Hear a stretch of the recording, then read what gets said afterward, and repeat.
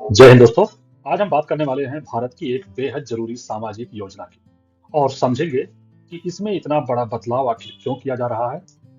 जरा सोचिए, यह दुनिया की सबसे बड़ा एम्प्लॉयमेंट प्रोग्राम है जो लाखों लोगों के लिए किसी लाइफ लाइन से कम नहीं है। तो सवाल यह उठता है, आखिर इसे पूरी तरह से बदला क्यों जा रहा है। चलिए भारत की ग्रामीण रोजगार योजना मनरेगा में हो रहे इन बड़े बदलावों को करीब से समझते हैं। लेकिन इस बदलाव को सही तरीके से समझने के लिए हमें पहले ये जानना जरूरी है कि ये योजना क्या थी और इसका इतिहास क्या कहता है। तो मनरेगा की शुरुआत और इसका इतिहास जैसा कि आप देख रहे हैं, ये है मनरेगा यानी Mahatma Gandhi national rural employment guarantee act. देखिए, ये साल 2005 का एक लैंडमार्क लॉ था। इसकी सबसे बड़ी खासियत ये थी कि यह हर ग्रामीण परिवार को साल में 100 दिन के अकुशल शारीरिक काम की गारंटी देता था। मतलब अनएम्प्लॉयमेंट या अनस्किल्ड काम की गारंटी देता था। यानी रोजगार अब सिर्फ एक सरकारी नीति नहीं बल्कि एक कानूनी अधिकार बन गया था। और इस योजना का सफर भी काफी दिलचस्प रहा है। साल 2005 में संसद से एनआरजीई एक्ट पास हुआ था, नरेगा, और फिर इसे 20 जिलों में पायलट प्रोजेक्ट की तरह से शुरू किया गया था। जब इसकी कामयाबी दिखी तो 2008 तक इसे पूरे देश में लागू कर दिया गया और 2009 में इसका नाम बदलकर मनरेगा कर दिया गया। यानी भारत में जो नाम बदलने की परंपरा है वो यहाँ भी जारी रही। यानी इसमें महात्मा गांधी का नाम जोड़ दिया गया। देखते ही देखते ये भारत के सोशल सेफ्टी क्या हुआ, देखते ही देखते ये भारत के सोशल सेफ्टी का एक मजबूत अंग बन चुका था। ठीक है।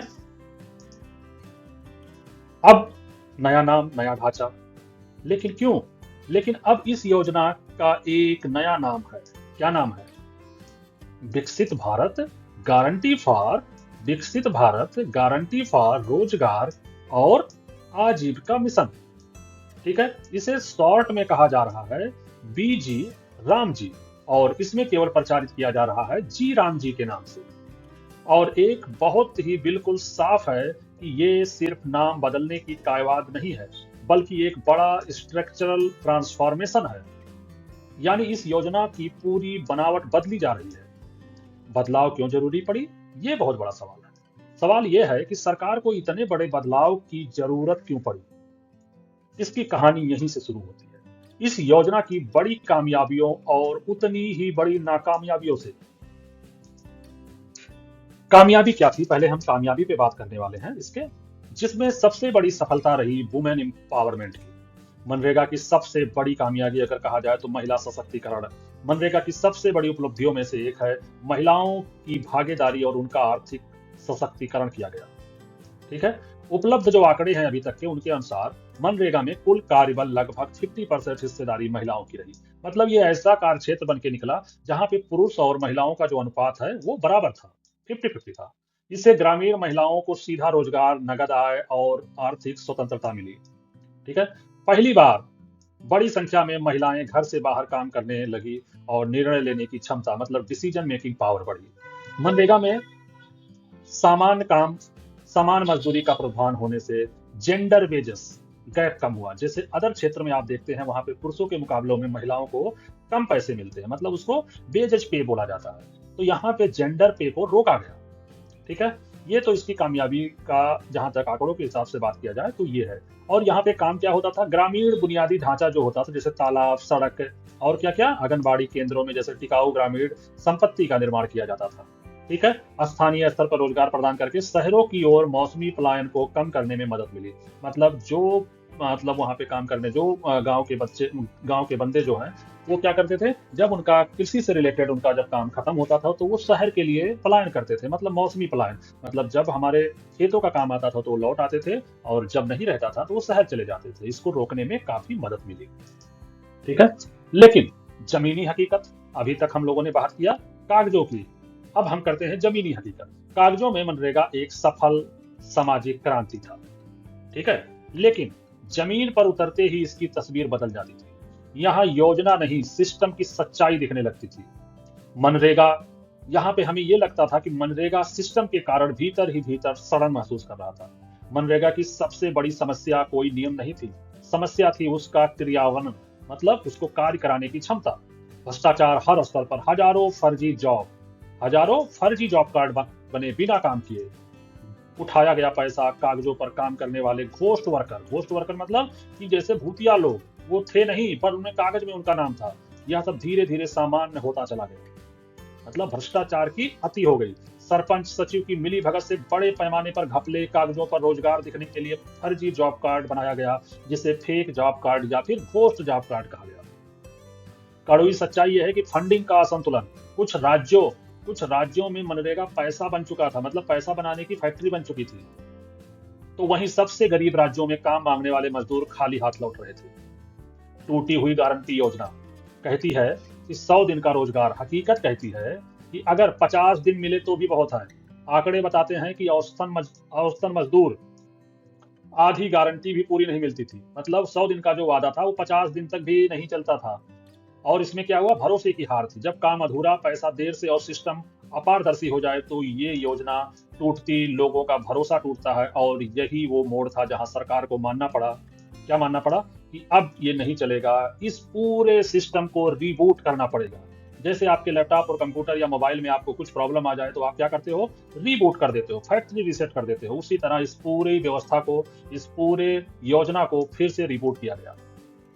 ठीक है, तो आपने पढ़ा कागजों में क्या है और हकीकत में क्या है। हम सब लोग गांव के परिवेश से ही आते हैं, तो हमें ये सब जो शहरों में बैठे हुए हैं उनसे ज्यादा पता है कि कैसे वहां पे क्या होता है। अब नए बदलाव और रिफॉर्म।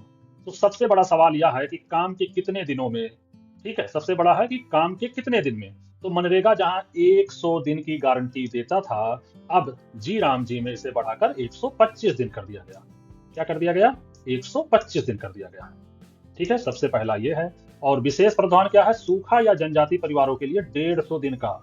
ठीक है, मतलब खासकर जो जनजाति हैं, जो अगर आप छत्तीसगढ़ देखा जाए, आसाम देखा जाए और झारखंड देखा जाए, ऐसे सब इलाकों में 150 दिन है। पहले था, अभी क्या हो गया, विशेष मामलों में 175 दिन की संभावना है। फोकस पहले क्या होता था, अस्थायी थी, मांग आधारित, अकुशल श्रम था। अकुशल श्रम मतलब अनस्किल्ड श्रम था। ठीक है ना, और कोई भी मांग भी उनकी अस्थायी नहीं थी। मतलब कभी सड़क बनना है वहां चले गए, या फिर कहीं तालाब खोदना जा रहा वहां चले गए। ठीक है, लेकिन वो भी क्या होता था, मांग आधारित होता था और अनस्किल्ड होते थे। अब यहाँ पे जो फोकस किया जाएगा, अधिक दिनों के माध्यम से अस्थायी रोजगार की ओर एक कदम। मतलब जैसा भी इनके भी कागजों में जो बताया गया है कि ये लोग काफी कुछ अलग करने वाले हैं, उनको स्किल्ड करेंगे, फिर करेंगे। लेकिन क्या ये 2009-2005 की तरह क्या ये कागजों में ही केवल रहेगा या असल जमीन पे उतरेगा, ये देखना बाकी है। ठीक है, अब इसमें देखोगे मनरेगा की जो फंडिंग का केस कैसे था। उसका मॉडल था केंद्र प्रायोजित था, मतलब सेंट्रली स्पॉन्सर्ड था, केंद्र का प्रभुत्व था। खर्चा कैसे था, 75% से 100% खर्च वहन करता था केंद्र। मजदूरी का 100%, सामग्री का 75% क्या करता था, ये करते थे, मतलब हमारा केंद्र करता था। और परिणाम क्या निकलता था, इससे राज्यों पर कोई वित्तीय बोझ नहीं पड़ता था। लेकिन अब नए वाले में क्या फायदा, यहाँ क्या होने वाला है, जी राम जी में मॉडल साझा जिम्मेदारी है, शेयर्ड रिस्पॉन्सिबिलिटी है केंद्र और राज्य की। अब इसमें है खर्चा केंद्र 60% करेगा और राज्य 40% करेगा। यूटी और विशेष राज्यों के लिए क्या होगा, 90 और 10 का रेशियो रहेगा। अब इसका परिणाम क्या होने वाला है, राज्यों पर वित्तीय बोझ में उल्लेखनीय वृद्धि। उदाहरण के लिए केरल पे 2000 करोड़ का अतिरिक्त भार पड़ेगा। तो अगर ये आपसे कोई पूछे कि कितने कितने का रेशियो में डिवाइड हुआ है न्यू लो, मतलब न्यू योजना में, तो 60% केंद्र देगा और 40% राज्य देने वाले।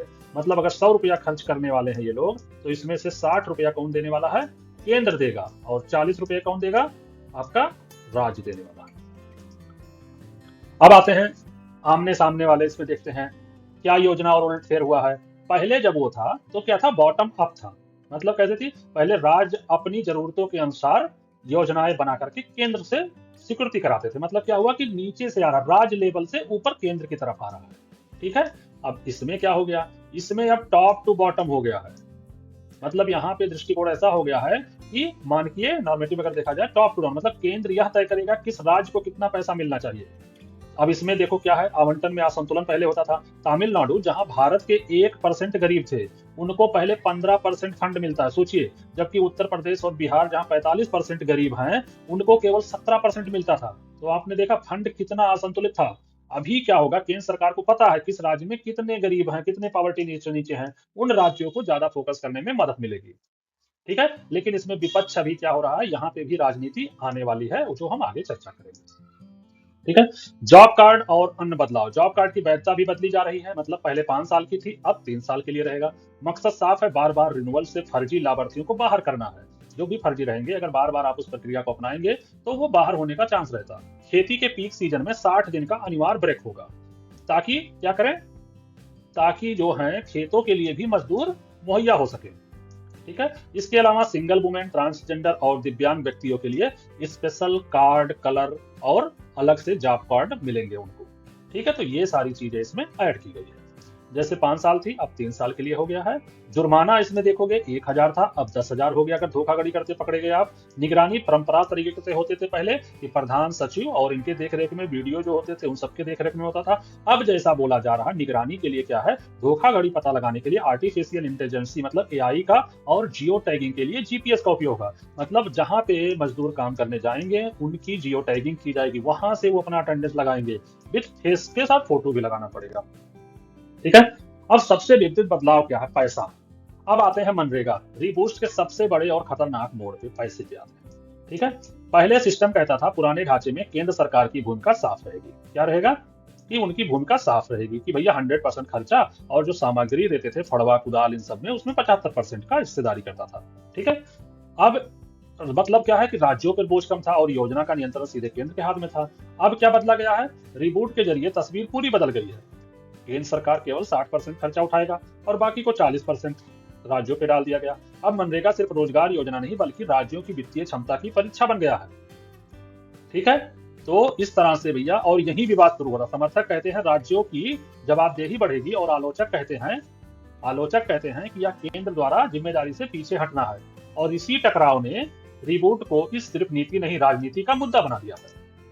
ठीक है। अब जैसे टेक्नोलॉजी बनाम भ्रष्टाचार। भ्रष्टाचार से निपटने के लिए केंद्र ने इस बार भाषण नहीं, टेक्नोलॉजी का आधार बनाया है। किसका बनाया है, टेक्नोलॉजी का आधार बनाया है। अब काम बोलेगा, चेहरा नहीं। ठीक है। नई व्यवस्था के तहत हर मजदूर को जीपीएस लोकेशन के साथ साथ काम की फोटो अपलोड करनी पड़ेगी। फोटो सिर्फ सबूत नहीं बल्कि डेटा होगी, मतलब काम होगा तभी एंट्री होगी। एआई करेगा जांच। अब सवाल यह है कि एआई मानेगा या नहीं, कैसे पता चलेगा। एआई यह जांच करेगा काम असली है या नहीं, फोटो पुरानी है या नई लोकेशन सी है। मतलब आपका जो जियो टैगिंग के उस समय आपने फोटो डाली थी, ऐसा तो नहीं है वही फोटो आप बार बार डाल रहे हो। तो एआई ये चेक करके बताएगा। यानी फर्जी और घोस्ट वर्किंग के लिए सिस्टम में जगह कम हो जाएगी। सीधे खाते में पैसा वेरिफिकेशन होते ही पूरा हो जाएगा, आ जाएगा। मजदूरी डायरेक्ट बेनिफिट ट्रांसफर, मतलब डीबीटी के तहत सीधे मजदूर के खाते में ट्रांसफर होगी। इससे बिचौलियों की एंट्री बंद होगी, भुगतान में देरी कम होगी और ट्रैकिंग पूरी डिजिटलाइज होगा। ठीक है। सख्त सजा का डर है, जैसे हमने बताया आपको, पहले 1,000 था, अब 10,000 हो गया है। फर्जीवाड़ा अब सस्ता नहीं पड़ने वाला है। लेकिन सवाल अब भी जिंदा है कि क्या हर ग्रामीण मजदूर के पास स्मार्टफोन, इंटरनेट है। क्या टेक्नोलॉजी भ्रष्टाचार खत्म कर पाएगी या फिर ये भी नए बहाने पैदा करेगी। यहीं से मनरेगा एक नई परीक्षा में प्रवेश करता है, digital justice versus digital divide. ठीक है। और सरकार और क्या बोल रही है कि मनरेगा में पहले अकुशल श्रम, मतलब गड्ढे खोदना, तालाब बनाना, यही प्रदान करते थे। श्रमिकों में कोई भी योजना पर निर्भरता कम करने के लिए कौशल प्रदान करने की तत्काल आवश्यकता है। जबकि इसमें क्या करेंगे वो लोग, उसको राम जी योजना की तरह अप स्किल बनाएंगे। अप स्किल ये कैसे करने वाले हैं कि स्पष्ट है कि उनको फोकसिंग करेंगे। जैसे अगर कहीं किसी जगह मान लीजिए मतलब सौर ऊर्जा लग रहा है, या फिर जो अभी आप देख रहे हो कि मोदी जी ने जल नल योजना के तहत बहुत सारे कर रखे हैं, पर आपको पता है कि गांव में उस स्कीम की हकीकत क्या है। ठीक है, बहुत कम ही गांव है, लाइनें तो बिछ चुकी है मोस्टली, पर वो क्या किस कंडीशन में है आप सभी लोगों को पता है। तो अनसुलझे सवाल क्या है, क्या केवल नाम बदलना प्रत्यात्मक, या फिर यह मूल के रूप में, मतलब योजना के मूल अधिकार आधारित दर्शन को कमजोर करता है। क्या टॉप डाउन दृष्टिकोण, मतलब जो टॉप से, मतलब केंद्र सरकार जो बोलेगा राज्य को वो करना, धन की आवंटन और असमानता को दूर भड़काएगा, या स्थायी जरूरतों को अनदेखा करेगा। क्योंकि राज्य पहले जरूरत के हिसाब से अपना लक्ष्य बनाते थे, लेकिन अब केंद्र बनाएगा। 40% वित्तीय बोझ के साथ क्या राज्य इस योजना को प्रभावी ढंग से लागू करने के लिए प्रेरित होंगे या फिर मजबूरी समझेंगे। क्या गैर शहरी गरीबों के लिए भी इसी प्रकार की रोजगार गारंटी योजना की आवश्यकता है, जैसे कि जीन ट्रेजर के द्वारा सुझाया गया जॉब स्टैंप मॉडल। ये जरूर गवर्नमेंट को देखना चाहिए, क्योंकि शहरों में भी कम से कम एक फिक्स इनकम होना ही चाहिए। और एक नजर में जो बदलाव हुआ है आप स्टेप बाय स्टेप एक बार रिवाइज कर सकते हो। पहले 100 दिन थे, अब 125 दिन है। फंड का कैसा सीन हो गया है, अब 60% केंद्र करेगा, 40% राज्य करेगा। पहले योजना बॉटम से अप था, मतलब राज्य सेंटर को भेजता था, अब सेंटर राज्य को भेजेगा। जुर्माना पहले 1,000 था धोखाधड़ी के लिए, अब 10,000 है। और एआई और जीपीएस पे तुरंत ट्रैकिंग होगी। कृषि टकराव से बचने के लिए किसानों का से मतलब उनको समझाने मनाने के लिए 60 दिन तक विराम रहेगा, जब खेती से रिलेटेड काम चालू रहेंगे तब, ताकि जो खेती में काम करने वाले मजदूर हैं उनकी पूर्ति बनी रहे। और अब सबसे बड़ा सवाल यही है, सवाल यह है नहीं है कि मनरेगा बदला है या नहीं, सवाल यह है कि इस बदलाव जो यह बदलाव है वो किस कीमत पर हुआ है। ठीक है। सरकार का दावा है टेक्नोलॉजी से पारदर्शिता आएगी, एआई से भ्रष्टाचार रुकेगा और केंद्र से नियंत्रण बढ़ेगा। लेकिन आलोचक पूछते हैं, क्या ऊपर से थोपे गए फैसले जमीन की सच्चाई समझ पाएंगे? क्या हर राज्य हर जिला एक डिजिटल फ्रेम में फिट हो सकता है? फेडरल स्ट्रक्चर पर दबाव। मनरेगा हमेशा से कोऑपरेटिव फेडरलिज्म की मिसाल रही है, लेकिन जब फंड का बोझ राज्यों पर बढ़े, फैसले केंद्र से हो और निगरानी एल्गोरिथम करे, तो मतलब एआई करे, तो सवाल उठता है, क्या ये फेडरलिज्म को मजबूत करेगा या उसे धीरे धीरे कमजोर करेगा? सबसे बड़ा दांव मजदूरों के लिए, सबसे बड़ा दांव मजदूरों के लिए। इन तमाम नीति बहसों के बीच सबसे अहम सवाल यह है कि क्या ग्रामीण मजदूर को समय पर काम मिलेगा?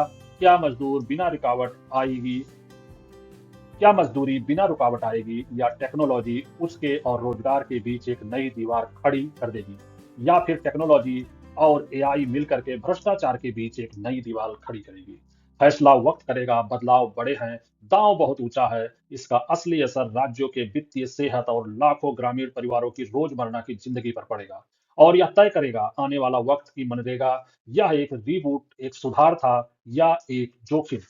मनरेगा बदला है, लेकिन सवाल अब भी वही है, क्या सिस्टम मजदूर के लिए बदला है या मजदूर सिस्टम के लिए? धन्यवाद।